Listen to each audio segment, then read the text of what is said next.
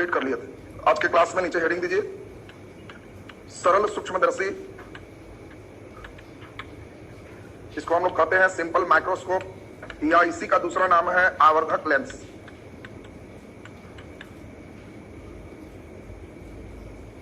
सरल सूक्ष्मदर्शी या आवर्धक लेंस।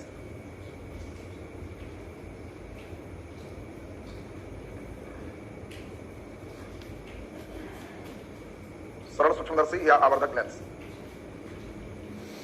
चलिए कलम रखिए, पूरा ध्यान देना। आज लाइट का अंतिम क्लास है। लाइट आपका एक सेक्शन कंप्लीट हो जाएगा और पूरा किसी प्रकार का प्रश्न पूछेगा किसी भी एग्जाम के लिए आपको तैयार कर दिया गया। अब जरा ध्यान से सुनेंगे। नाम ही है सरल माने बहुत आसान, सूक्ष्मदर्शी मतलब छोटे छोटे चीजों को देखने वाला। और इसके लिए हम लोग एक ऐसे लेंस का प्रयोग करते हैं। आप सभी लोग इस प्रकार का लेंस देखे भी होंगे, आप हैंड लेंस इस प्रकार का देखे हैं। इसी को हम लोग सिंपल माइक्रोस्कोप कहते हैं। इसी का चूंकि ये अक्षर इससे क देखेंगे तो इतना बड़ा क दिखाई देगा। ये इसको बड़ा करता है, मैग्नीफाइंग करता है, इसीलिए इसको मैग्नीफाइंग ग्लास इंग्लिश में और हिंदी में आवर्धक लेंस का। अब आपके लिए इसमें 3-4 क्वेश्चन बनते हैं, जिसको जल्दी जल्दी सुने। आवर्धक लेंस में या सरल सूक्ष्मदर्शी में कितने लेंस होते हैं? बोलो जल्दी, कितने लेंस है? एक लेंस है। कौन सा लेंस? तो लेंस में सिर्फ उत्तल ही बड़ा कर सकता है, इसलिए एक उत्तल लेंस। बोलो, इस लेंस की फोकस दूरी कम होना चाहिए कि ज्यादा? क्या करो? सरल सूक्ष्मदर्शी की फोकस दूरी कम रखना ठीक है कि ज्यादा? तो हम लोग सोचते हैं पावर कम रहना चाहिए कि ज्यादा? ज्यादा। और पावर का फॉर्मूला होता है 1/f। तो बोलो, अगर पावर ज्यादा रखोगे तो फोकस दूरी कम होनी चाहिए। बात समझिए। हर छोटी सी बात एक प्रश्न आ जाएगा परीक्षा में। जानते हो कैसे आएगा? ऐसे नहीं पूछेगा, वो सब तो बहुत हल्का परीक्षा में पूछता है। बीसीएस लेवल का एग्जाम होगा तो तुम्हें क्वेश्चन दे, एक लड़का एक डिक्शनरी के छोटे छोटे अक्षरों को पढ़ना चाहता है, तो वह वरीयता देगा चॉइस ए 50 सीएम फोकस दूरी के उत्तल लेंस को, 50 सीएम फोकस दूरी के अवतल लेंस को, 25 सीएम फोकस दूरी के उत्तल लेंस को, 25 सीएम फोकस दूरी के अवतल लेंस। जल्दी बताओ। अब जो लड़का इस समझ रहे हो तब बनाओगे, नहीं तो डिक्शनरी पढ़ते रह जाओ, अब फिर लगेगा कि बैठ के क्या करें। जितना कम फोकस होगा उतना ही बढ़िया है। और उत्तल लेंस का ही प्रयोग करेंगे तो अवतल तो जिस चॉइस में है वैसे ही खत्म हो। अब बताओ 50 वाला अच्छा रहेगा कि 25 वाला? इसलिए 25 सीएम फोकस दूरी वाले हम उत्तल लेंस को वरीयता देंगे, आंसर हो जाएगा। अब इसमें अगला नंबर क्वेश्चन बहुत इंपॉर्टेंट है। सरल सूक्ष्मदर्शी में बना प्रतिबिंब कैसा होता है? वास्तविक उल्टा बड़ा, काल्पनिक उल्टा बड़ा, काल्पनिक सीधा बड़ा। बोलो जल्दी। तो हम लोग एक बार समझते हैं, ध्यान दो। सरल सूक्ष्मदर्शी में एक उत्तल लेंस होता है और फोकस के अंदर वस्तु रखते हैं। इसके कारण इसमें सीधा इमेज जाता है और दूसरा फैलता है। यही आंख से जब देखते हैं तो इसके पीछे यह इमेज बनता है जो काल्पनिक सीधा और बड़ा होता है। मन में एकदम बैठा लीजिए। सरल सूक्ष्मदर्शी में बना प्रतिबिंब कैसा होता है? काल्पनिक सीधा बड़ा, काल्पनिक सीधा बड़ा। अगला नंबर एक और इंपॉर्टेंट बात है, बस उसके बाद आपका क्लियर। कितना बड़ा इमेज बनाएगा इसको हम आवर्धन क्षमता कहते हैं। और सरल सूक्ष्मदर्शी की आवर्धन क्षमता m बराबर 1+d/f होता है, जहां d स्पष्ट देखने की न्यूनतम दूरी 25 सेंटीमीटर। बोलो जी, क्लियर है सबका? तो मैं पूछा जाएगा कि बताओ सरल सूक्ष्मदर्शी की आवर्धन क्षमता 1+d/f, जहां d क्या है? 25 सीएम, लाइफ टाइम रिचार्ज। अब एक बार सुन लीजिए तो क्वेश्चन कंप्लीट, 2 न्यूमेरिकल बनाएंगे। सरल सूक्ष्मदर्शी का ही दूसरा नाम क्या है? आवर्धक लेंस। इंग्लिश में बोलो, सिंपल माइक्रोस्कोप या मैग्नीफाइंग ग्लास। क्लियर है सबका? उपयोग क्या है?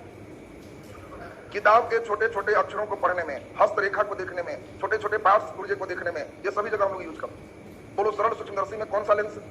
एक उत्तल लेंस। इसकी फोकस दूरी कैसी होनी चाहिए? कम। पावर कैसा होना चाहिए? ज्यादा। और इसमें प्रतिबिंब कैसा बनता है? काल्पनिक सीधा बड़ा। और इसका आवर्धन क्षमता का फॉर्मूला 1+d/f होता है। क्लियर है सबका? क्वेश्चन लिखिए। 2 प्रश्न बनाएंगे तो उसमें पता चल जाएगा कि हाँ कितना अच्छा समझ पाए। लिखिए, एक आवर्धक लेंस, मैग्नीफाइंग ग्लास, एक आवर्धक लेंस की क्षमता, एक आवर्धक लेंस की क्षमता 4 डायोप्टर है। एक आवर्धक लेंस की क्षमता 4 डायोप्टर है, 4 डायोप्टर है। तो इसका आवर्धन क्षमता बताएं। आवर्धक लेंस की क्षमता 4 डायोप्टर है, तो इसका आवर्धन क्षमता बताएं। आवर्धन क्षमता बताएं।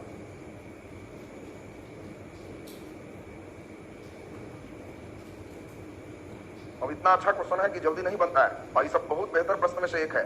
आप फार्मूला चोरी भी करोगे तब भी बुद्धि चाहिए, बिना बुद्धि नहीं बने। कोई लड़के आंसर बोल दो, आंसर बोलो। कोई कितना लाया? 101। और बोलो कोई? 8 बट्टा बैठा देगा। देखो अभी समझा रहे हैं, सुनो। अब हम तो सोचे सब निकाल देगा, लेकिन ये लोग फंसता है। और ये जरा पहला लाइन फिर से सब लोग बोर्ड पर सुनो एकदम। एक आवर्धक लेंस की क्षमता किससे कहते हैं? पी से। कितना है? 4 डायोप्टर है। तो बताओ इसका आवर्धन क्षमता m बराबर 1 प्लस डी बटे एफ। 1 प्लस डी का मान 25 बटा एफ। एफ निकालना पड़ेगा। तो बोलो पावर का फॉर्मूला 1 बटे एफ बराबर 4। तो एफ बराबर 1 बटे 4 मीटर। ये तो सेंटीमीटर है ना, तो इसीलिए इसको हम लोग कह सकते हैं 1 बटे 4 गुने 100 सेंटीमीटर। और ये 25 सेंटीमीटर हो गया, तो ये कट के 1 हो गया, आंसर बराबर 2 हो गया। तुम लोग पता नहीं कैसे डाक चढ़ा के 101 102 आवाज चढ़ा। फिर से समझो एक बार, समझिए बहुत खतरनाक क्वेश्चन है न्यूमेरिकल का। कई लड़का परीक्षा में पढ़ते ही रहता है कि क्षमता दिया है तो आवर्धन क्षमता फिर क्या पूछ रहा है। तो आपको पूछ रहा है कि क्षमता से फोकस निकाल और तब फोकस बैठा के आवर्धन क्षमता निकाल। तो एक बार हम फिर से समझा रहे हैं, फिर से ध्यान दो। आवर्धक लेंस का पावर 4 डायोप्टर। बोलो पावर का फॉर्मूला 1 बटा एफ 4। तो बोलो एफ बराबर 1/4। जब ये डायोप्टर है तो एसआई मात्रक है, तो बता दो इसका एसआई मात्रक क्या होता है? मीटर। 100 से गुना करोगे तो सेंटीमीटर हो जाएगी, यानी फोकस दूरी कितनी हो जाएगी? 25 सेंटीमीटर। 1 प्लस डी का मान 25 और फोकस दूरी बोलो 25। एक कट के 1 हो गया, 1 का 1 2 आंसर हो। बोलो जी क्लियर है सबका? एक क्वेश्चन और लिख दीजिए। ये अंतिम लेवल पे चाहे है, इतना तक खींच सकता है जिसपे आपका पूरा ध्यान चाहिए। चूंकि सेंटीमीटर था इसलिए इसको सेंटीमीटर में बदल के तब इनपुट किए। लिखिए एक आवर्धक लेंस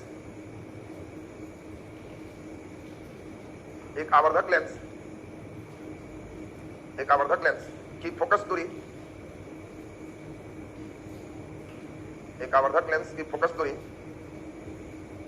5 सेंटीमीटर है। 5 सेंटीमीटर है, तो इसका आवर्धन क्षमता क्या होगा?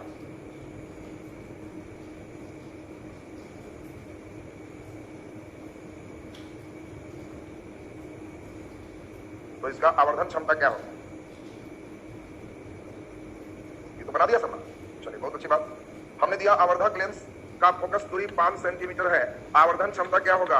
1 plus D by F. 1 plus D का मान बोलो 25 बटा 5। 5 बार में कट गया, बोलो 5 है 6 आंसर। क्लियर हो सबको? हाँ जान के हल्का कर दिए, क्योंकि पहला में देखे कोई सही नहीं कर रहा है, तो कम से कम सही का राउंड चले आपका। अब तो बताओ ऐसा क्वेश्चन क्लियर हो जाएगा? नीचे हेडिंग दे दीजिए कंपाउंड माइक्रोस्कोप। कंपाउंड माइक्रोस्कोप, संयुक्त सूक्ष्मदर्शी। संयुक्त सूक्ष्मदर्शी कंपाउंड माइक्रोस्कोप। संयुक्त सूक्ष्मदर्शी कंपाउंड माइक्रोस्कोप। चलिए कलम रखें, बहुत अब इंपॉर्टेंट है। इसको हम एक बार फिगर भी आपको साथ बनवाएंगे, तो फिगर बना लोगे तो कभी गलत नहीं हो। फिगर नहीं बनाने आएगा तो तुमको जब चाहेगा तब गलत करो। अब इससे 3-4 क्वेश्चन पूछेंगे, सब गलत हो जाएगा। संयुक्त सूक्ष्मदर्शी से बना प्रतिबिंब होता है वास्तविक उल्टा बड़ा, वास्तविक सीधा बड़ा, काल्पनिक सीधा बड़ा, काल्पनिक उल्टा बड़ा। फिर कहेगा संयुक्त सूक्ष्मदर्शी में अभिदृश्यक द्वारा बना प्रतिबिंब होता है वास्तविक उल्टा बड़ा, काल्पनिक सीधा बड़ा। तो बैठ के कुछ इलाज इस सबका नहीं है, इसका सिर्फ एक इलाज है फिगर समझो, नहीं तो इसमें कुछ नहीं कर पाओगे। और उसके बाद क्वेश्चन जब मूवमेंट होगा, फिगर सही है तो तुमसे बन जाएगा। अब एक बार तो हम थोड़ा सा फास्ट में बनाएंगे, दूसरी बार हम कोशिश करेंगे कि आपको अपने साथ लेके चले और आप आराम से बना पाओ। संयुक्त सूक्ष्मदर्शी में 2 उत्तल लेंस होते हैं। एक लेंस छोटा होता है और छोटे वाले लेंस के फोकस के बाहर वस्तु होता है। इसके बीच में जो कटिंग है यही वो है। वो से सीधा किरण चलाते हैं और सीधा चला के इसको फिर कट करते हैं। ये कहीं ना कहीं इमेज बन जाता है। दूसरा लेंस इतना बड़ा बनाते हैं कि दोनों इसमें चला आए, बड़ा लेंस बने। इसके बीच में भी डॉट डॉट डॉट इसी प्रकार से देंगे और इन दोनों को ऑटोमेटिक यहां तक लेके चले आएंगे। और जहां कटा है इवोडेस है, इसके सीधे से यहां हम सीधा किरण खींचते हैं। जहां इच्छा करेगा वहां प्रतिबिंब बनाते हैं और इन दोनों को डॉट डॉट डॉट से हम यहां तक मिला देते हैं और यहीं पे हम आंख बना देते हैं, जिससे वस्तु का इमेज हम लोग देख सकते हैं। और जहां आंख बन रहा है इसको आई पीस कहते हैं, हिंदी में नेत्रिका कहते हैं। जहां वस्तु है इसको ऑब्जेक्ट पीस कहते हैं, इसको अभिदृश्यक कहते हैं। बोलो अभिदृश्यक का अंग्रेजी क्या होता है? Object piece. अगर कहीं भी हम तुमको VO लिखते हैं तो कहना ऑब्जेक्ट पीस के लिए V है। हम तुम्हें FE लिखते हैं तो आई पीस के लिए फोकस है, इसका फोकस है। तो तुम्हें इस तरह का बीच में फार्मूला भी यूज होते रहे। अब आपको क्वेश्चन आएगा कि बताओ संयुक्त सूक्ष्मदर्शी में कितने लेंस होते हैं? 2 लेंस, दोनों उत्तल है। बताओ इसमें बड़ा कौन है? नेत्रिका बड़ा है कि अभिदृश्यक बड़ा है? तो आपको कहना है कि संयुक्त सूक्ष्मदर्शी में नेत्रिका की फोकस दूरी अभिदृश्यक से अधिक होता है। बात समझना, इस क्वेश्चन आएगा संयुक्त सूक्ष्मदर्शी में किसकी फोकस दूरी ज्यादा होती है? और ये सब सेक्शन एकदम सुखाड़ वाला सेक्शन है, जल्दी पूछता नहीं है, लेकिन पूछ दिया तो जल्दी बनेगा भी नहीं। पूरा जो मन से पढ़े हुए उन लोग यहाँ पर टिकता है नहीं, तो यहाँ पे कुछ नहीं काम करेगा, ना लूसेंट काम करेगा, ना पोसेंट काम करेगा। तो कहाँ उड़ोगे, कोई ठिकाना नहीं। इस समय जो बात फिगर बनाने से गया, समझ गया, तो क्वेश्चन पे परीक्षा में टिक पाओ। तो नेत्रिका की फोकस दूरी अभिदृश्यक से ज्यादा है, तो लाइन समझ गया। अब क्वेश्चन पूछेगा संयुक्त सूक्ष्मदर्शी में अभिदृश्यक द्वारा बना प्रतिबिंब कैसा होता है? तो सिर्फ अभिदृश्यक को देखना और दूसरे को नहीं देखना, क्योंकि तुम्हें ब्रेक लगाया है अभिदृश्यक द्वारा बना प्रतिबिंब। तो ये उल्टा है, सीधा कटिंग है, तो वास्तविक उल्टा और बड़ा होता है। अब बता दो जल्दी, संयुक्त सूक्ष्मदर्शी में नेत्रिका द्वारा बना प्रतिबिंब कैसा होता है? तो सिर्फ नेत्रिका सोचो, ये उल्टा था इसीलिए उल्टा है। तो नेत्रिका द्वारा बना प्रतिबिंब डॉट लाइन से काल्पनिक सीधा बड़ा होता है। कभी कभी न नेत्रिका देगा न अभिदृश्यक देगा, ज्यादातर क्वेश्चन सीधे वाला देता है। संयुक्त सूक्ष्मदर्शी में बना प्रतिबिंब कैसा होता है? तो ये बहुत खतरनाक क्वेश्चन है यार। इसका आंसर क्या है? डॉट लाइन से इसीलिए काल्पनिक, लेकिन इसके तुलना में उल्टा है, इसलिए काल्पनिक के साथ यहाँ उल्टा लगता है। सीधा बनाओगे तो लड्डू नंबर आएगा। काल्पनिक उल्टा बड़ा, और लड़के कोई पछता ही नहीं है कि काल्पनिक तो हमेशा सीधा होता है, लेकिन यहाँ आंसर भाग गया काल्पनिक उल्टा बड़ा। काल्पनिक सीधा ही है, ये उल्टा वस्तु था इसीलिए उल्टा बना, इसके तुलना में सीधा है, लेकिन फाइनल इमेज के लिए बेचारा उल्टा कहलाता है। यानी तीन तरह की बात पूछता है और तीनों ठीक से सुनो, तब प्रश्न धीरे धीरे एकदम पक्का बना पाओगे। संयुक्त सूक्ष्मदर्शी में नेत्रिका की फोकस दूरी अधिक होती है, पहला लाइन तो क्लियर हो गया। संयुक्त सूक्ष्मदर्शी में दो उत्तल लेंस का प्रयोग होता है। संयुक्त सूक्ष्मदर्शी में अभिदृश्यक द्वारा बना प्रतिबिंब वास्तविक उल्टा बड़ा होता है। संयुक्त सूक्ष्मदर्शी में नेत्रिका द्वारा बना प्रतिबिंब काल्पनिक सीधा बड़ा होता है। संयुक्त सूक्ष्मदर्शी में बना प्रतिबिंब काल्पनिक उल्टा बड़ा होता है। न नेत्रिका बोलेगा न अभिदृश्यक बोलेगा, तो डायरेक्ट चलना होगा, तो काल्पनिक उल्टा बड़ा। बोलो, लाइन क्लियर है सबका? कभी कभी क्वेश्चन और खतरनाक आता है, संयुक्त सूक्ष्मदर्शी के नली की लंबाई क्या? ये इसके नली की लंबाई, कितना लंबा नली होगा तुम्हें बताना है। तो बहुत आसान है, बोलो यह जो देख रहे हो यह इसके लिए वस्तु है कि प्रतिबिंब? बोलो, यह इसके लिए प्रतिबिंब है, और प्रतिबिंब को भी कहते किसके लिए? अभिदृश्यक के लिए कि नेत्रिका के लिए? अभिदृश्यक का अंग्रेजी ऑब्जेक्ट पीस की आई पीस, ऑब्जेक्ट पीस, तो इसको भी कहें। यही इसके लिए क्या है? बोलिए, वस्तु। वेरी गुड, वस्तु को क्या कहो? यू। बहुत बढ़िया। किसके लिए? नेत्रिका के लिए, आई पीस के लिए, तो यहाँ ई करो। इसका मतलब इसके नली की लंबाई VO प्लस UE होता है। देखो कैसा निकल गया। अब कई लड़के से पूछता है कि बताओ खगोलीय इसमें संयुक्त सूक्ष्मदर्शी के नली की लंबाई, तो VO प्लस UE, और इसके आवर्धन क्षमता का फॉर्मूला दोनों को गुना करते हैं MU गुना ME। अभिदृश्यक का फोकस दूरी आवर्धन और नेत्रिका के आवर्धन, ये दोनों का गुणनफल संयुक्त सूक्ष्मदर्शी का आवर्धन होता है। एक बार न्यूमेरिकल दिए हुए हैं कि अभिदृश्यक का आवर्धन 3 है और नेत्रिका का आवर्धन 4 है, तो संयुक्त सूक्ष्मदर्शी का आवर्धन चॉइस में 7 दे रहा है, बी में घटा के 1 दे रहा है, सी में 12 दे रहा है, और डी में 4/3 दे रहा है। तो ध्यान रखना, दोनों गुना होकर चलेगा, और इसी का फॉर्मूला है VO/UO, और आईपीस के लिए है 1 + D/AP। तो आपको यहाँ से जो प्रश्न उठते थे इतने लेवल पे नहीं जाएंगे, मेन क्वेश्चन यही आएगा। एक राउंड और सुनने पर आपका क्लियर हो जाएगा। तो जल्दी से आप अभी सुनना भी है, लिखना भी है, नीचे डैश करके लिख दीजिए। फोकस दूरी अधिक होता है, फोकस दूरी अधिक होता है। डैश देखिए, बोलो किसका? बोलो, फोटो देखो, किसकी फोकस दूरी अधिक है? नेत्रिका का। वेरी गुड, नेत्रिका का, आईपीस का। हमने बोला कि फोकस दूरी अधिक होता है, तो आपको कहना है कि समझ गए, नेत्रिका का अधिक होता है। किसमें? संयुक्त सूक्ष्मदर्शी में। नीचे डैश करके लिख दीजिए। प्रतिबिंब वास्तविक उल्टा बड़ा बनता है, प्रतिबिंब वास्तविक उल्टा बड़ा बनता है, वास्तविक उल्टा बड़ा बनता है। बोलो किसके द्वारा? बोलो जल्दी। वास्तविक उल्टा बड़ा बनता है किसके द्वारा? अभिदृश्यक द्वारा। लिख दीजिए, अभिदृश्यक द्वारा, अभिदृश्यक द्वारा। नीचे डैश करके लिख दीजिए, प्रतिबिंब काल्पनिक सीधा बड़ा बनता है, प्रतिबिंब काल्पनिक सीधा बड़ा बनता है, प्रतिबिंब काल्पनिक सीधा बड़ा बनता है। बोलो किसके द्वारा? वेरी गुड, नेत्रिका द्वारा। डैश करके नेत्रिका द्वारा, और डैश करके लिख दीजिए, प्रतिबिंब काल्पनिक उल्टा बड़ा बनता है। यहां देखो काल्पनिक के साथ उल्टा शब्द है, ये अंडरलाइन रखना, ये सबसे ज्यादा इंपॉर्टेंट है जो अभी बोले। काल्पनिक उल्टा बड़ा बनता है। कई लड़के सोचते हैं काल्पनिक कभी उल्टा नहीं होता, तो गड़बड़ है। तो एक से ज्यादा इमेज बनेगा तो फिर वस्तु के रिस्पेक्ट में काल्पनिक उल्टा हो सकता है। काल्पनिक उल्टा बड़ा बनता है, डैश करके किसके द्वारा? संयुक्त सूक्ष्मदर्शी द्वारा। अब आपको कोई क्वेश्चन आएगा कि संयुक्त सूक्ष्मदर्शी में बना अंतिम प्रतिबिंब कैसा होता है? काल्पनिक उल्टा बड़ा। क्लियर सबका? चलिए नीचे डैश तक लिख दीजिए। संयुक्त सूक्ष्मदर्शी के नली की लंबाई बराबर, संयुक्त सूक्ष्मदर्शी के नली की लंबाई बराबर, नली की लंबाई बराबर VO plus UE, VO plus UE। नीचे डैश तक लिख दीजिए। संयुक्त सूक्ष्मदर्शी का आवर्धन क्षमता बराबर, अच्छा ये VO UE समझ गए हो सब? ऑब्जेक्ट पीस का V और आई पीस का U। संयुक्त सूक्ष्मदर्शी का आवर्धन बराबर, संयुक्त सूक्ष्मदर्शी का आवर्धन बराबर MO गुना ME, MO गुना ME। ये MO गुना ME का मतलब अभिदृश्यक का आवर्धन गुने नेत्रिका का आवर्धन। क्लियर है सबका? चलिए नीचे हेडिंग दे दीजिए खगोलीय दूरबीन। इसको हम लोग टेलीस्कोप कहते हैं, एस्ट्रोनॉमिकल टेलीस्कोप, खगोलीय दूरबीन, खगोलीय दूरबीन। कई बार बहुत बड़ी बड़ी बात लड़के पढ़ लेते हैं और कभी कभी चटनियां पूछ देता है कि खगोलीय दूरबीन से देखते हैं दूर की वस्तु को कि निकट की वस्तु। बोलो अरे भाई तो जब दूरबीन है तो दूर वाले के लिए ना दूरबीन लगाओगे, आंसर दूर की वस्तु। कई बार सब पढ़े रहेगा डिटेल में और इतना हल्का क्वेश्चन पूछ के निकल जाता। अब एक बार फिगर पर ध्यान दीजिए। इसमें दूर की वस्तु देखते हैं, अनंत की वस्तु देखते हैं, ठीक रिवर्स फिगर है। इसमें शुरू वाला लेंस ही बड़ा होता है और इसमें शुरू वाला लेंस बड़ा है, बीच में इसका O है। अनंत से किरण आते हैं, इसमें वस्तु नहीं बनाते और अनंत के किरण समानांतर आते हैं। अगर कोई दो किरण पैरेलल है तो हम मानते हैं कि इन्फिनिटिव से आ रहे हैं और इसमें जहां पे अपवर्तन रिफ्रैक्शन के बाद टकराते हैं ये इमेज बनते हैं। और आप जानते हो अनंत का प्रतिबिंब फोकस पर बनता है। ये इधर वस्तु है इसीलिए इसको अभिदृश्यक ऑब्जेक्ट पीस कहते हैं और इसको एफो का अभिदृश्यक है तो हम लोग एफो कहें। दूसरा लेंस इतना बड़ा बनाते हैं कि दोनों इसमें आ जाए और इससे छोटा बनता है और यहीं पे बाकी सभी क्रियाक्रम वही है।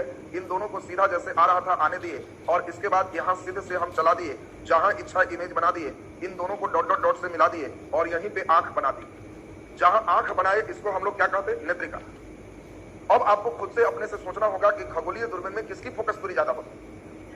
अभिदृश्यक का। और खगोलीय दूरबीन द्वारा भी बना प्रतिबिंब सब वैसा ही है जैसे पिछला में, और इसीलिए डायरेक्ट वाला भी क्वेश्चन का आंसर दे सकते हो। खगोलीय दूरबीन में बना प्रतिबिंब होता है काल्पनिक उल्टा बड़ा, काल्पनिक उल्टा बड़ा। बाकी नेत्रिका करके भी पूछेगा तो बना सकते। खगोलीय दूरबीन और संयुक्त सूक्ष्मदर्शी के बनावट में क्या अंतर? तो संयुक्त सूक्ष्मदर्शी के नेत्रिका की फोकस दूरी अधिक होती है जबकि खगोलीय दूरबीन में अभिदृश्यक के फोकस दूरी अधिक होती है। बोलो जी क्लियर है सबका? अब यहाँ इस पर न्यूमेरिकल पूछा जाएगा जो आपके लिए बहुत इंपॉर्टेंट है। इसके नली की लंबाई बराबर एफओ प्लस एपी होता और इसके आवर्धन क्षमता बराबर एफओ बटे एपी होता और इसी पर न्यूमेरिकल पूछता है। तुम्हें एफओ दे देगा एपी दे देगा तो ये नहीं निकल जाएगा। आपको ये दोनों दे देगा तो नली की लंबाई निकालो। तो नीचे डैश तक लिख दीजिए, डैश देखिए नली की लंबाई बराबर एफओ प्लस एपी, नली की लंबाई बराबर FO plus AP, FO plus AP. नीचे डैश तक लिख दीजिए आवर्धन क्षमता बराबर, आवर्धन क्षमता बराबर एम बराबर एफओ बटा एपी, एम बराबर एफओ बटा एपी। लिखा गया सबसे? क्वेश्चन लिखिए। एक खगोलीय दूरबीन, एक खगोलीय दूरबीन के अभिदृश्यक और नेत्रिका की फोकस दूरी क्रमशः, एक खगोलीय दूरबीन के अभिदृश्यक और नेत्रिका की फोकस दूरी क्रमशः, अभिदृश्यक और नेत्रिका की फोकस दूरी क्रमशः, फोकस दूरी क्रमशः 12 सीएम और 4 सीएम है, 12 सीएम और 4 सीएम है। तो इसके नली की लंबाई और आवर्धन क्षमता बताएं। तो इसके नली की लंबाई और आवर्धन क्षमता बताएं।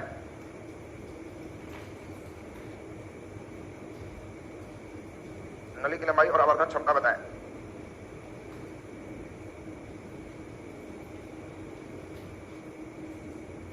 पहले स्टेप एक बार फिर से पढ़ें। पहला लाइन सब लोग पढ़ें, क्या दिया हुआ है? एक खगोलीय दूरबीन के अभिदृश्यक और नेत्रिका की फोकस दूरी, अभिदृश्यक को ऑब्जेक्ट पीस कहते और नेत्रिका को आई पीस कहते। 12 सीएम और 4 सीएम है। बोलो नली की लंबाई बराबर फार्मूला एफओ प्लस एपी। बताओ 12 प्लस 4 कितना हो गया? 16 सीएम। और आवर्धन क्षमता का फार्मूला एफओ बटे एपी 12 बटे 4, 3 आंसर हो गया। तो हम समझते हैं कि इससे थोड़ा लेवल बढ़ा के दिया जा सकता है। क्वेश्चन लिख दीजिए। अगला बना दिए तो आपका इस पर न्यूमेरिकल पूछेगा इसलिए हमने इस पर वर्क कर दिया।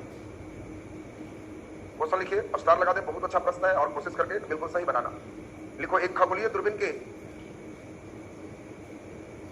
छापने में लगा हुआ है जी, 4 तिहाई 12। लिखो जल्दी। एक खगोलीय दूरबीन के नली की लंबाई, एक खगोलीय दूरबीन के नली की लंबाई 20 सेंटीमीटर, 20 20 2 पर 0। एक खगोलीय दूरबीन के नली की लंबाई 20 सेंटीमीटर और इसका आवर्धन क्षमता,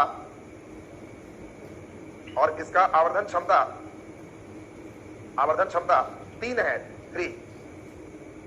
इसका आवर्धन क्षमता 3 है, तो अभिदृश्य की फोकस दूरी क्या होगी? तो अभिदृश्य की फोकस दूरी क्या होगी? बना पाओगे? खूब बढ़िया से पहले समझिए क्वेश्चन क्या दे रहा है, और इस पर जहां एक बार ध्यान दे दिए तो बन जाएगा।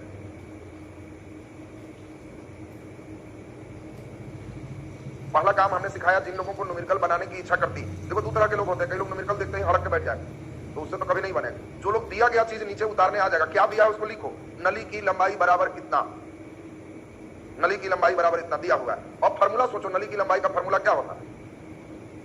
नली की लंबाई का क्या फॉर्मूला होता है उसको बैठाइए। Very good. आपको दिया हुआ है नली की लंबाई बराबर 20 cm, हमने लिखा। जो लोग से कम बनता है केवल हमारे साथ सीखिए, तरीका सीखो, सब क्वेश्चन बनेगा। हमने प्रश्न देखा नली की लंबाई 20 cm, लिख दी।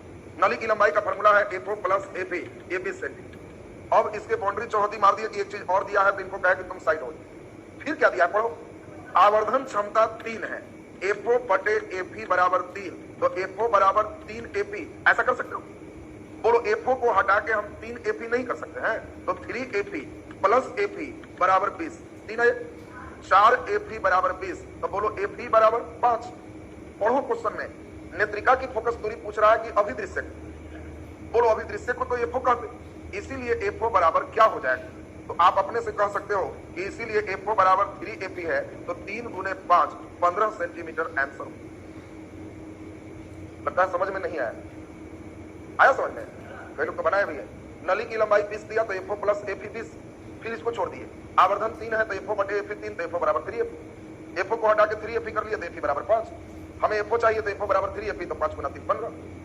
बोलो बना लेगा सबना? अब आपको खगोलीय दूरबीन से भी न्यूमेरिकल बन जाएगा। अब आपका हम 10 मिनट बढ़िया समय लेंगे। अब लाइट का अंतिम फिनिशिंग हो रहा है, जो पढ़े हो उसमें कहां कहां प्रश्न और बन सकता है उन चीज पर थोड़ा सा चलेंगे। लाइट कम के बैच पीसीएस लेवल का है, इसलिए लेवल इस बैच का थोड़ा सा हाई रखा गया है। तो इसमें चूंकि हम मान के चल रहे हैं कि इस बच्चे को अब अगला फिजिक्स के लिए कहीं भी यूपीएससी तक दिक्कत ना हो। दरोगा मेंस वाले का सौभाग्य से इसमें कुछ लोग की एंट्री है तो उसमें निकल गए, उन लोग को यहाँ से इतना जरूरत नहीं है, इसका आधा भी करते हो तो हो जाएगा। सब पढ़ने के बाद भुला उला के बचेगा, उतना ही में छोटे एग्जाम निकल जाएगा। छोटा एग्जाम में इतना पढ़ रहे हो, केवल पूछेगा दूरबीन से देखते हैं, नजदीक की वस्तु दूर की वस्तु, सब मुस्कुराने वाला बात ना होगा। ये इतना पढ़े और कहता है दूरबीन से देखते, तो छोटकन में उतने से काम हो जाएगा। बड़ा एग्जाम का कोई ओर छोड़ नहीं होता है जिसमें कह देगा कि नहीं आएगा, कुछ भी आ सकता है, तुम्हें तैयार रहना पड़ेगा। तो चलिए अब हम लोग यहाँ पे सुनेंगे बढ़िया से। अब प्रॉपर्टीज ऑफ लाइट को थोड़ा सा आगे की ओर बढ़ाया। इसमें अब 1-2 टॉपिक मेन है जिसपे आप थोड़ा सा ध्यान दोगे तो आपका क्लियर हो जाएगा। एक हम अभी आपको बताने जा रहे हैं, मेन चीज थोड़ा विश्लेषण चलेगा, वो होगा ध्रुवन। दूसरा नंबर विश्लेषण होगा प्रकीर्णन, स्कैटरिंग आपको पढ़ा चुके थे, अभी उसका विश्लेषण होगा कैसे प्रश्न बनता है। इसके बाद आपको पढ़ना है इंद्रधनुष, और इसके बाद आपको पढ़ाएंगे टिंडल प्रभाव। बस लाइट में इतने चीज का एक अंतिम फिनिशिंग हम लोग को चाहिए जिस पर प्रश्न बिल्कुल क्लियर हो।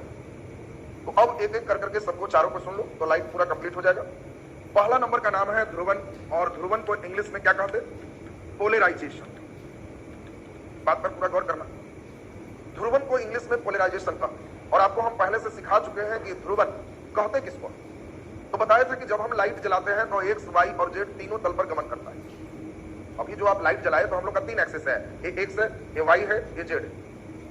अगर हम सामने से किसी बैच में पढ़ा रहे हैं तो बच्चे हमको 3 डायमेंशन में देखते हैं, एक्स भी देखते हैं, वाई भी देखते हैं और जेड भी देखते हैं। किसी को कलम फेंकेंगे तो डरेगा भी कि मार दिए क्या, जेड भी देखते। लेकिन जो लाइव में देख रहे हैं, तो स्क्रीन पर देख रहे हैं, एक्स तो देखते ही हैं, हमारी चौड़ाई तो देख ही रहे हो, चौड़ाई में देख रहे हैं करने लगता है, लंबाई भी देख रहे हो, लेकिन ये वाला सिस्टम नहीं देख पा रहे होंगे जिसको जेड कह रहे हैं। उसको ऐसे करेंगे भी तो ये नहीं लगेगा कि आगे लोग लेते हैं, जेड दिखाई उसको नहीं देते, उनको 2 एक्सिस दिखाई देता है। यानी उसको हम लोग कहते हैं कि आप टीवी में जो भी देखते हो उसको 2D कहते हैं, 2 डायमेंशन। सामने जो देखते हो उसको 3D कहते हैं। बताओ ना, टीवी में कोई सिनेमा चलता है, बॉर्डर सिनेमा, गोली चल रहा है, पत्थर चल रहा है, तुमको आगे बैठने में भी डर लगता है क्योंकि तुम जेड नहीं देखते हो, इसीलिए तुम मुस्कुरा रहे हो। लेकिन वही पत्थर चलने वाला सीन अगर स्टेज पर रहे तो आगे बैठने वाला तुरंत बगल में कहेगा चलो यार पीछे से ठीक रहा है, कब छटक जाएगा ठिकाना नहीं, उसको जेड दिखाई दे रहा है, और यही जेड तुम चाहोगे तो ये ध्रुवन की सहायता से तुमको दिखाई देगा। एक्सिस गायब करना, जोड़ना, यही इसका काम। प्रकाशीय तरंग के गमन को खास तल में रोक दे, ये पोलराइजेशन। खास तल में उठा ले, ये पोलराइजेशन। और इसीलिए सिनेमा हॉल में 3D सिनेमा देखने में हम लोग पोलराइजेशन वाले चश्मा का ही प्रयोग करते हैं। 3D स्टिकर देखने में, कई जगह होलोग्राम देखे होंगे 3D, ये पोलराइजेशन का उपयोग। तुम देखना आजकल किताबों में 3D स्टिकर सटा हुआ है, उसको ऐसे ही छोड़ दोगे तो तुम्हें एक्स वाई दिखाई देगा, लेकिन तिरछा देखोगे तो कुछ उठा हुआ जेड प्रतीत हो। कभी महसूस किया है? तिरछा देखना तो लगेगा कि उठ रहा है कुछ, वो जेड है। सिनेमा हॉल में 3D cinema hall, 3D cinema hall का मतलब इसमें एक्स वाई जेड तीनों डायमेंशन क्लियर। उस सिनेमा हॉल में तुमको लगेगा हम स्टेज पर देख रहे हैं, चश्मा एक पहना दिया जाएगा तो जेड एक्सिस दिखाई देगा। कोई सीधा मोटरसाइकिल चलाएगा तो लगेगा कुदा देगा, क्या डरोगे? अंदर से कुछ फेंकेगा तो डरोगे।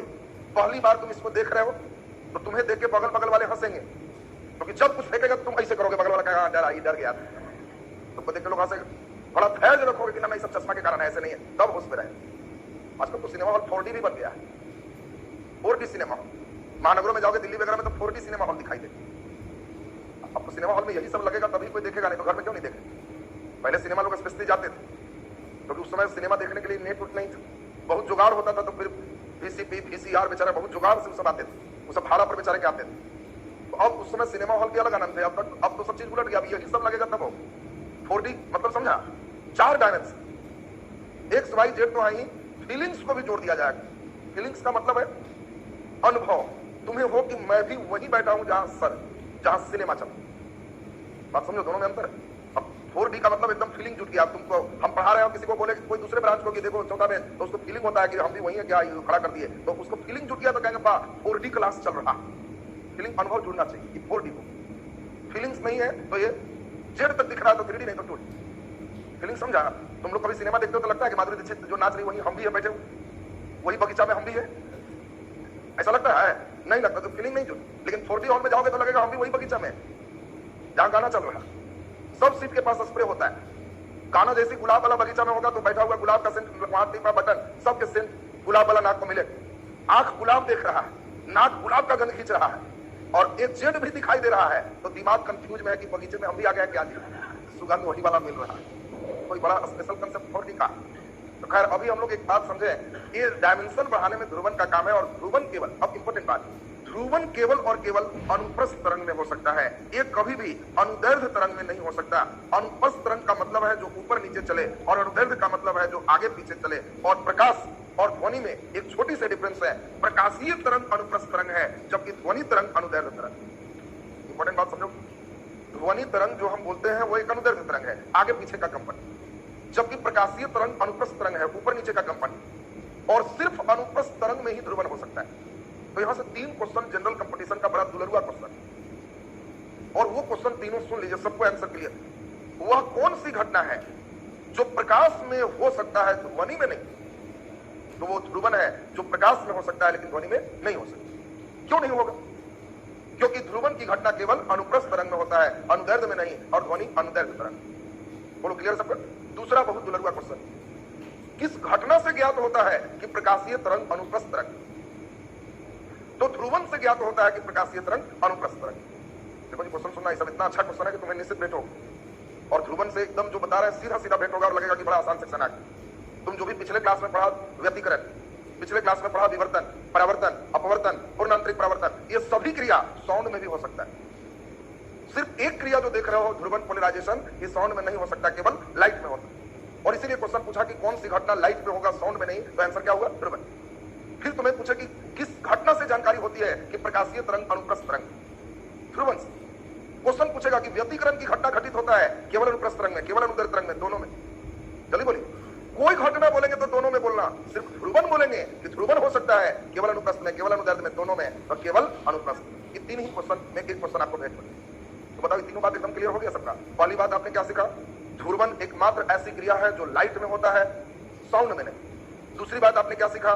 ध्रुवन से ही ज्ञात होता है कि प्रकाशीय तरंग अनुप्रस्थ तरंग। तीसरी बात क्या सुना? ध्रुवन की क्रिया होती है केवल अनुप्रस्थ तरंग। अब तुम समझते हैं ध्रुवन का क्वेश्चन क्लियर हो गया सबका? तो ध्रुवन से आपको यहाँ पे ब्रेक लगाने की जरूरत थी। हम लोग ध्रुवन पिछले सुने थे, लेकिन अभी हमने आपको डिटेल कर दिया। ध्रुवन के लिए आपको सिखा भी चुके थे। कैसे याद रखोगे ध्रुवन? जब दातुन तोड़ते हो, याद आया? बताया था कि नीम का दतमन तोड़ोगे तो कई ब्रांचेज हो, तो लाइट भी वैसे ही चलता है। लेकिन मुंह धोने के पहले क्या करते हो, पकड़ के और दिए सबको ससार, सबको काम खत्म कर दी।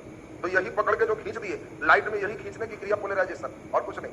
तुम दतमन जाओ लेना और खींच देना, पे पूछेगा ये तो कहना दिस इज पोलराइजेशन, ध्रुवन। और ये केवल लाइट में होता है, साउंड में नहीं, केवल अनुप्रस्थ तरंग में होता है, अनुदैर्ध्य में नहीं। कहना सब रिवीजन मुंह धोते धोते सुबह सुबह कर ली। बताओ ये सुबह वाला ही बात क्लियर हो गया सबका। अब लास्ट प्रकीर्णन पे हम लोग थोड़ा सा ध्यान दें। प्रकीर्णन ऐसे आपको डिटेल समझा चुके थे। प्रकीर्णन में आपको बताए थे छोटे छोटे धूल कणों के सहारे प्रकाश के विभिन्न रंगों के बिखरने की घटना प्रकीर्णन है। और बताए थे कि ज्यादा गैप होगा तो ये लाल होगा, कम गैप होगा तो बैगनी होगा। और बता दो ज्यादा बार कौन टकराए, बैगनी। और बैगनी का बिखराव ज्यादा है, ये स्कैटरिंग। एक व्यक्ति है जिनका नाम है रैले, और रैले ने एक नियम दिया। सब में डिटेल क्लास के लिए आपको ध्यान रखना है। ध्रुवन के लिए एक व्यक्ति है ब्रूस्टर। ब्रूस्टर का नियम ध्रुवन से संबंधित है, रैले का नियम प्रकीर्णन से संबंधित है। रैले ने कहा कि स्कैटर्ड लाइट की जो इंटेंसिटी होगी वो लैम्डा के चतुर्थ घात का उल्टा होगा। जितना ज्यादा तरंगदैर्घ्य होगा पावर 4 में उल्टा चलेगा। ज्यादा तरंगदैर्घ्य तो कम से कम प्रकीर्णन, और कम तरंगदैर्घ्य तो ज्यादा प्रकीर्णन। और इसीलिए लाल का प्रकीर्णन कम होगा कि ज्यादा, बोलो जल्दी, कम। बैगनी का ज्यादा, लाल कम टकराएगा, इसलिए दूर तक जाए। अब आपको पूछा जाएगा कि बताओ खतरे का सिग्नल लाल बनाते हैं, क्योंकि चॉइस है लाल का प्रकीर्णन सबसे अधिक होता है, लाल का प्रकीर्णन सबसे कम होता है। आंसर होगा लाल का प्रकीर्णन सबसे कम होता है। यदि हवा न रहे तो आसमान काला दिखेगा, क्योंकि धूल कणों के सहारे प्रकीर्णन होता है। धूल कण नहीं रहेगा तो आसमान काला दिखेगा। अंतरिक्ष से पृथ्वी नीला, अंतरिक्ष से आसमान काला। सब एकदम क्लियर है सबको। बादल उजला क्यों दिखता है, बादल उजला क्यों दिखता है? तो आंसर है बादल में जल के कणों का आकार प्रकाश के तरंगदैर्घ्य कोटि से बड़ा होता है, और वहां प्रकीर्णन नहीं हो पाता है, और सभी रंग परावर्तित होते हैं, जिसके कारण बादल का रंग उजला होता है। यदि बादल ऐसे नेचर का हो जिसमें किसी रंग का परिवर्तन नहीं हो पाए तो वैसे बादल काला भी दिखे, वहां स्कैटरिंग नहीं हो, यानी बादल का रंग उजला दिखे, काला दिखे, तो वहां प्रकीर्णन की घटना घटित नहीं हो। तो अब हम लोग यहाँ के बाद अगला नंबर देखेंगे अभी इंद्रधनुष। उसके पहले टिंडल प्रभाव थोड़ा सा समझ ले, और तब इंद्रधनुष। टिंडल प्रभाव आपको समझाए थे, जब प्रकाश को कोलाइडी कणों से गुजरते हैं, कोलाइडी कण याद है, वैसा कण जो छन्ना पत्र के आर पार चला जाए, कहीं कम कहीं ज्यादा रहे, तो प्रकाश के पथ दिखाई देते हैं। इसको टिंडल, जैसे रूम में लाइट है तो आपको अभी दिखाई नहीं दे रहा है रास्ता कौन है, लेकिन अगर कई बार आपने देखा होगा कि वेंटिलेटर से लाइट आ रहे हैं और रूम में अगर छोटे छोटे डस्ट है तो उसका रास्ता दिखाई देगा कि अरे यहीं पर डस्ट तैर रहे हैं। तो एक घटना को हम लोग क्या कहते हैं, टिंडल प्रभाव कहते हैं। अब आपको अंतिम कड़ी समझना है और उसके बाद लाइट का कहानी खत्म। इस घटना को हम लोग कहते हैं इंद्रधनुष, रेनबो। अब हम लोग रेनबो, इंद्रधनुष को हम लोग चलेंगे और बढ़िया से सब लोग सुनेंगे। इंद्रधनुष क्या है एक बार सब लोग ध्यान से समझो। क्या आप लोग इंद्रधनुष देखे हो? सूर्य के विपरीत दिशा में आपने देखा होगा रंगीन आकृति, उसी को हम लोग इंद्रधनुष कहते हैं। इंद्र का प्रतीक वर्षा के भगवान से है, और चूंकि घुमा हुआ है तो कई लोग कहता है कि इंद्र भगवान के धनुष रखा हुआ। कई गांव में ऐसा भी कहते हैं कि इंद्र भगवान के धनुष नहीं है, पानी घट गया है, ये सूर्य है, इसको पंचसोखा कहते हैं। तो न तो ये पंचसोखा है और न कोई इंद्र भगवान के धनुष। ये बनता कैसे है, इसी चीज को हम लोग को देखना है। तुम बता दो इसको। हाँ, खड़ा हो जाओ। इंद्रधनुष देखिए कि नहीं, हाँ या ना? दिन में कि रात में? दिन में, सुबह दोपहर की शाम। देखो झूठ बोलेगा तो हम पकड़ ले। सुनो पहले, दिन में देखिए, कोई नहीं बोलो, बोलने दो। शाम में देखिए, पूरा पश्चिम उत्तर दक्षिण किधर देखिए, सीरत के विपरीत देखिए। ऊपर लाल देखिए कि बैगनी देखिए? अभी बहुत क्वेश्चन है, पक्का सोच के बताओ। पक्का ऊपर लाल देखिए? अच्छा बैठ जाओ। अरे तो बहुत बढ़िया, देखो सही में देखिए। हमने क्वेश्चन पूछा कि दिन की रात, तो आंसर था दिन। सुबह दोपहर की शाम, तो आंसर था शाम। शाम में पूरा पश्चिम उत्तर दक्षिण, तो आंसर था पूरा सूर्य के विपरीत। ऊपर लाल की बैगनी, तो आंसर है लाल। सब सही है। हाँ, तो हम लोग ऊपर बैगनी भी देख सकते हैं। और इस चीज को अब जरा ध्यान से सुनना हो, सुनोगे आप? अब जरा ध्यान से सुनो, जो कहना चाहते हैं उस पर अब जरा गौर करिए। किस घटना के कारण इंद्रधनुष बनते हैं, कई बार ये प्रश्न भी आता है। तो आपको 3 घटना बिल्कुल ध्यान रखनी चाहिए। पहली घटना का नाम है वर्ण विक्षेपण, जिसको इंग्लिश में हम लोग क्या कहते हैं, डिस्पर्सन। डिस्पर्सन का यानी एक इवेंट है डिस्पर्सन ऑफ लाइट, प्रकाश का वर्ण विक्षेपण है। क्या बताए थे, श्वेत प्रकाश का 7 रंगों में बट जाना, डिस्पर्सन विक्षेपण कहलाता। तो कभी कभी हल्के लेवल का जहां क्वेश्चन होता है वहां पे यही आंसर सही हो जाता है।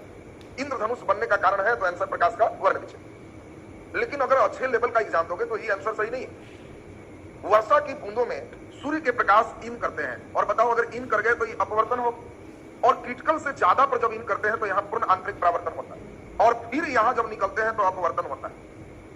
और इसीलिए आप इस घटना को ठीक से देखो, अपवर्तन कितनी बार? 2 बार, और पूर्ण आंतरिक परावर्तन 1 बार। अगर ऐसे घटना सातों रंग के लिए होगा तो ऊपर लाल और नीचे बैगनी होगा, और ऐसे इंद्रधनुष को प्राथमिक इंद्रधनुष कहते हैं। लेकिन यह भी हो सकता है, देखो इंद्रधनुष हर समय नहीं बनता, बात को सुनना जो समझाना चाहते। इंद्रधनुष तब ही बनेगा जब सूर्य की स्थिति और बादल की स्थिति इस प्रकार की होगी, एक कंडीशन हो जाए, अन्यथा वो दिखाई नहीं देगी।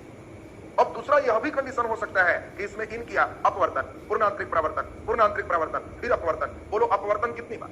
2 बार, और पूर्ण आंतरिक परावर्तन 2 बार। तो 2 बार अपवर्तन और 2 बार पूर्ण आंतरिक परावर्तन, तो ऊपर बैगनी और नीचे लाल, इसको हम लोग को द्वितीयक इंद्रधनुष कहते हैं। अब इंपॉर्टेंट चीज 2 बार बोलेंगे एकदम याद हो जाएगा। 3 घटना जिम्मेवार है हमारे इंद्रधनुष बनने के, एक अपवर्तन, एक पूर्ण आंतरिक परावर्तन, और एक प्रकाश का वर्ण विक्षेपन। कभी कभी चुनने के लिए भी रह सकता है इंद्रधनुष किसके कारण बनता है, तो तीनों सही है, अपवर्तन भी, पूर्ण आंतरिक परावर्तन भी, और वर्ण विक्षेपण। बोलो जी क्लियर है सबका? अब इसमें इंपॉर्टेंट हुआ कि इंद्रधनुष 2 तरह का है। अगर प्राथमिक होगा तो 2 बार अपवर्तन और 1 बार पूर्ण आंतरिक परावर्तन, और अगर द्वितीयक होगा तो 2 बार अपवर्तन और 2 बार पूर्ण आंतरिक परावर्तन, तो द्वितीयक बनेगा। यहां से फिर एक अच्छा क्वेश्चन आता, ज्यादा स्पष्ट कौन दिखेगा? तो प्राथमिक इंद्रधनुष ज्यादा स्पष्ट दिखेगा, द्वितीयक थोड़ा कौन रहता है, उतना स्पष्ट नहीं दिखेगा। और अगली इंपॉर्टेंट बात, इंद्रधनुष हमेशा सूर्य के विपरीत दिशा में बनता है। अगला इंपॉर्टेंट बात, दोपहर 12 बजे इंद्रधनुष नहीं बनता है। कई बार ये भी पूछता है दोपहर 12 बजे इंद्रधनुष की दिशा होगी।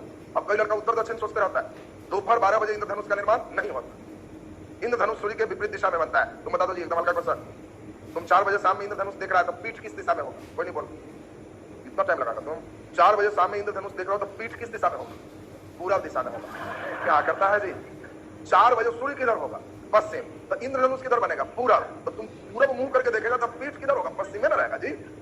एक परिधि दिया, कई लड़का ज्यादा तेज भी हो जाता है। इंद्रधनुष सूर्य के विपरीत बनता है, और 4 बजे शाम में तो पूरा मार दिया पूरा। हम पूछ रहे पीठ किधर, तो पूरा मार रहा, वो ना पूरा होगा जी। पीठ किधर? पश्चिम। बात समझो, कई बार क्वेश्चन यहीं से तुमको उठाएगा, पीठ देगा, हाथ देगा, दाहिना हाथ, बायां हाथ, कोई दिशा में देना शुरू करेगा। तो हम समझते हैं कि लाइन तो क्लियर है सबका। एक क्वेश्चन लिख दीजिए जल्दी से, लिख दीजिए, प्राथमिक इंद्रधनुष बनने का कारण है, प्राथमिक इंद्रधनुष बनने का कारण है, प्राथमिक इंद्रधनुष बनने का कारण है। जल्दी अपने से आंसर करो।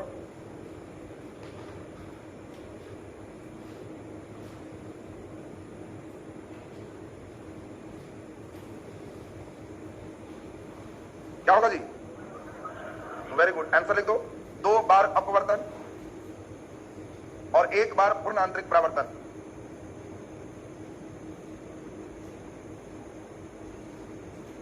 नीचे लिख दो, द्वितीयक इंद्रधनुष बनने का कारण है,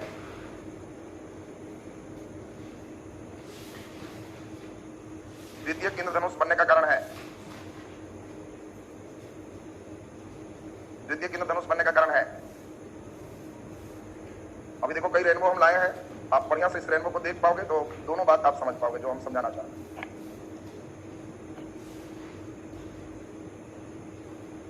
देखिए यहां पर ठीक से हमने रेनबो लाया है, इस रेनबो को ठीक से देखिए, यहाँ पे दोनों तरह का रेनबो, दोनों को ठीक से देखना। निचले रेनबो को जब तुम देखोगे तो ऊपर का कलर कौन है? लाल, और नीचे कौन है? बैगनी। इसमें ऊपर क्या है? बैगनी, नीचे क्या है? लाल। ठीक से समझना। कई बार बचपन का सीन याद करो, तुम बचपन में कभी कभी तुमको कोई देखो इंद्रधनुष, अब फिर कोई बोलेगा कि अरे दो को, ऐसा भी सुना हो। बस वही था, जो दूसरा देख रहे हो उसको ठीक से अब देखना, तो ठीक उलट हो, तो भी बन सकता है। तो ये ऊपर वाला जो देख रहे हो ये सेकेंडरी है, और नीचे वाला जो देख रहे हो वो प्राइमरी है, और प्राइमरी ज्यादा क्लियर हो। और समझना, दूसरा वाला जब तुमको कोई कहेगा ना कि दो को, तो उस समय तुम कहोगे किधर, तो कहेगा ठीक से देखो, तो कुछ ज्यादा ठीक से देखोगे तब कहोगे हाँ हाँ दिखाई देती। उसको अब ठीक से देखना, तो ऊपर उसका बैगनी होगा, नीचे उसका लाल होगा। और इसके बनने का कारण क्या है? 2 बार अपवर्तन और 2 बार पूर्ण आंतरिक परावर्तन। क्लियर हो गया सबका? तो ये चीज आपको मेन ध्यान रखना था। तो आंसर आपने लिख दिया होगा, 2 बार अपवर्तन और 2 बार पूर्ण आंतरिक परावर्तन लिखा गया सबसे। तो ये थे आपके पूरे का पूरे सेक्शन, और लाइट आपके कंप्लीट। तो लाइट एक अच्छा सेक्शन था, हमने पूरा कोशिश किया कि